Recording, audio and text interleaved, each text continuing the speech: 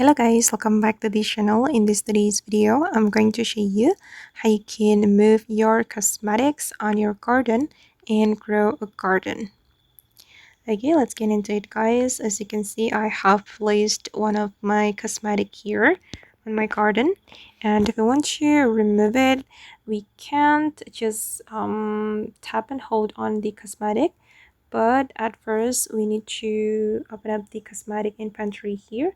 Make sure you have this menu opened, and after that you will be able to click on the cosmetic and you can hold and drag to move.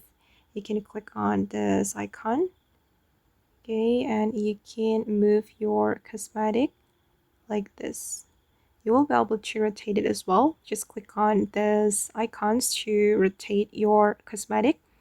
And if you want to remove the cosmetic from your garden, you can click on this icon, so you will get this cosmetic back to your cosmetic inventory.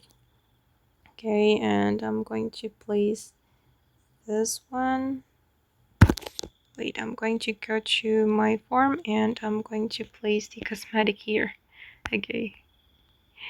Okay guys, and that's all the way to move cosmetic and grow a garden. I hope this video will be useful for you. Thank you so much for watching, and bye.